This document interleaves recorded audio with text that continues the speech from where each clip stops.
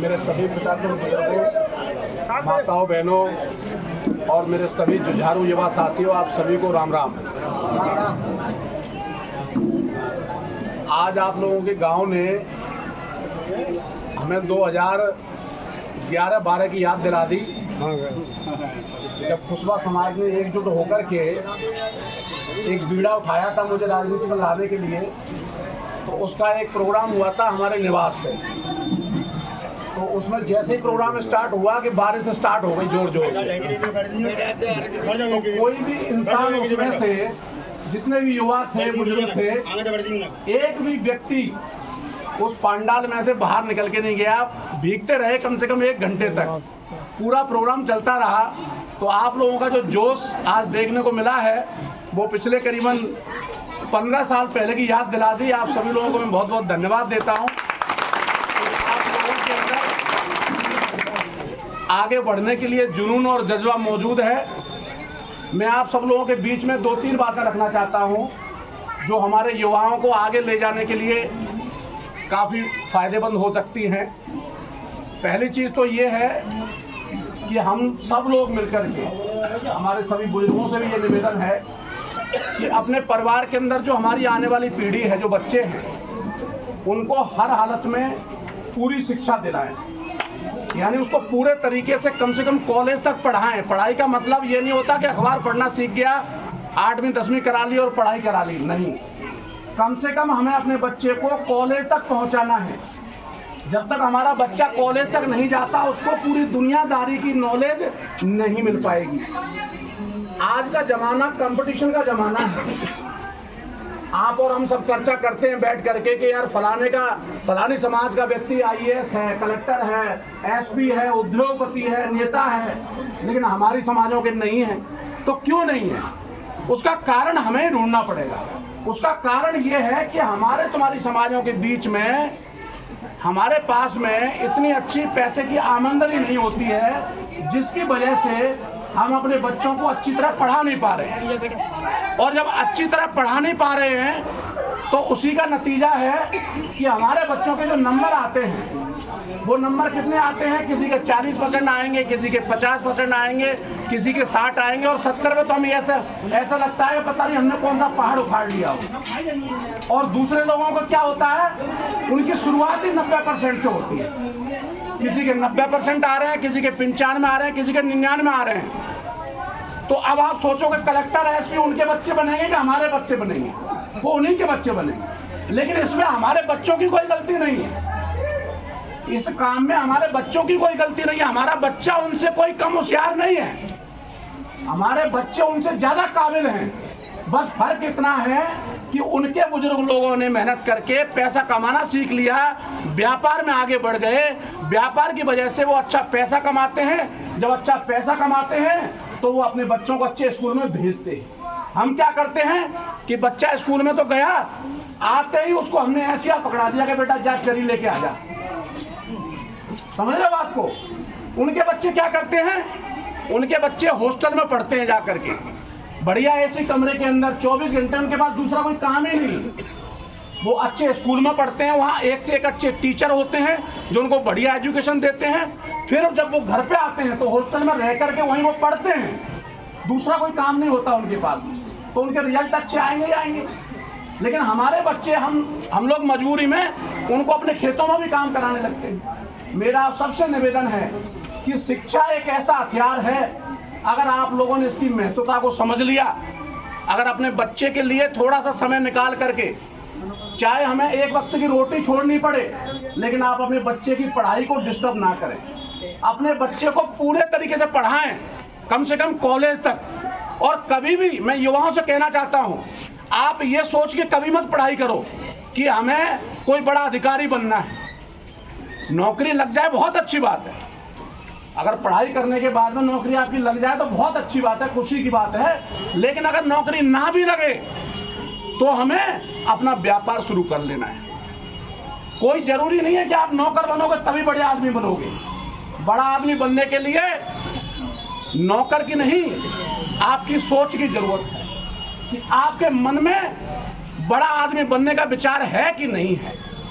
अगर आप जीवन में ये सोचते हो कि मुझे बड़ा आदमी बनना है, मुझे उद्योगपति बनना है, तो एक न एक दिन आप जरूर बन जाओगे, लेकिन उसके लिए पहले आपको सोचना पड़ेगा। धीरू भाई अंबानी का नाम सुना है आप लोगों ने?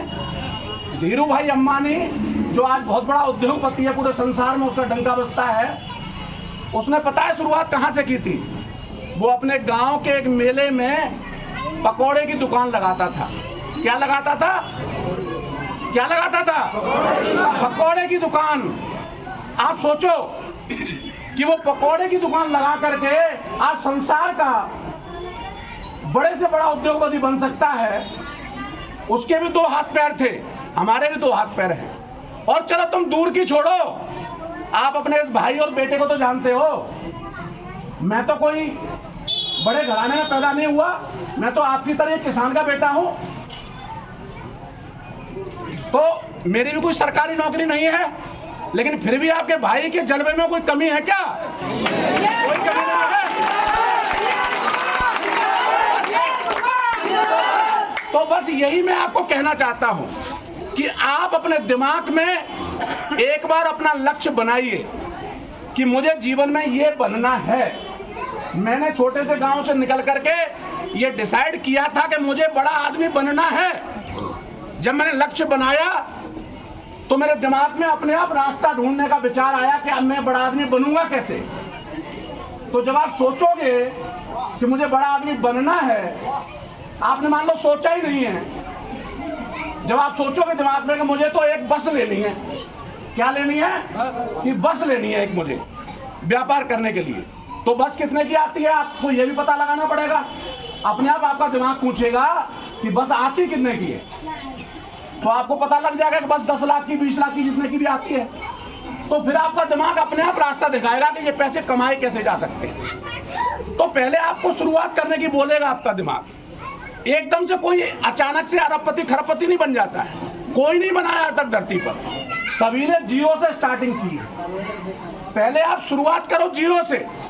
चाहे भले ही आप एक समोसे की दुकान खोल लो जाकर के, उसमें कोई करोड़ों रुपए नहीं लगते हैं, लेकिन उससे क्या होगा, आपको अनुभव मिलेगा कि व्यापार होता कैसे है।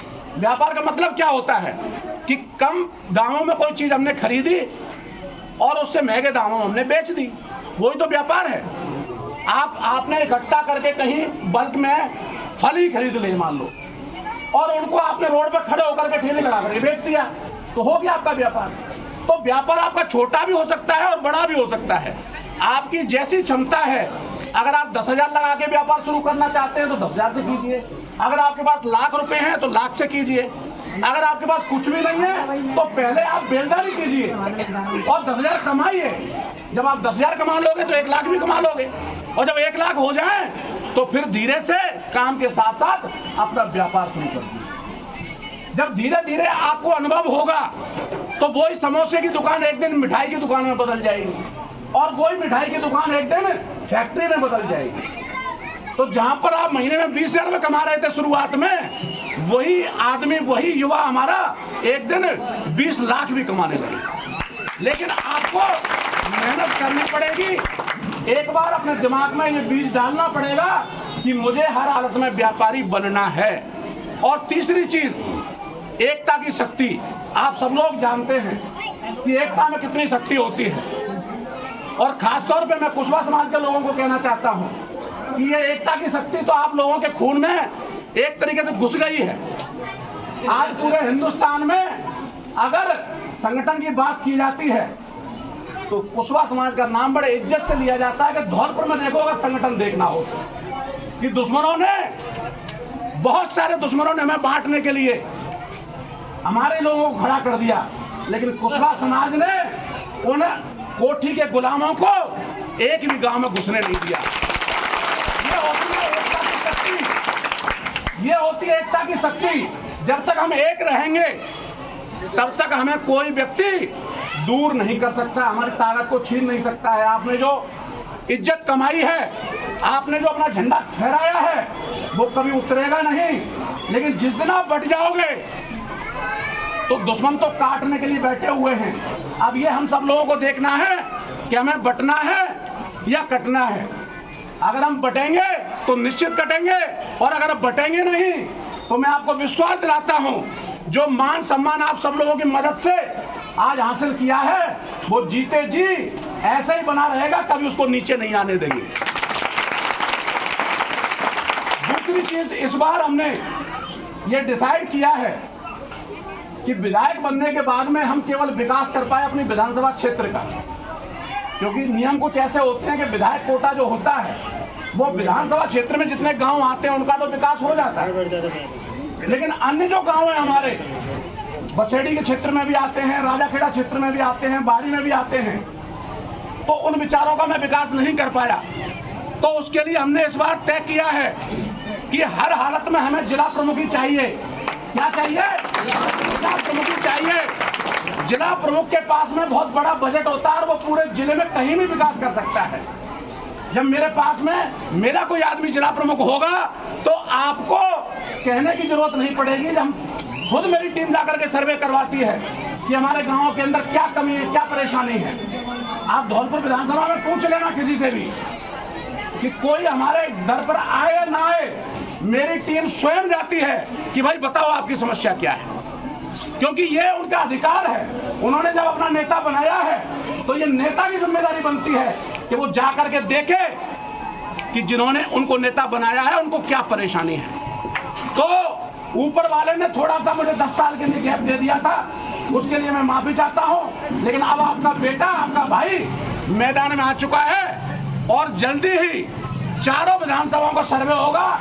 जिस गांव में भी कोई परेशानी है, जिसका विकास नहीं हुआ है, उसका विकास इस बार जिला प्रमुखी लेकर के हम लोग करेंगे। इतना कहते हुए आप सब लोगों ने इतनी तादाद में, इतनी बारिश में इतना मान सम्मान और प्यार दिया, इसके लिए बहुत बहुत धन्यवाद। जय हिंद, जय भारत।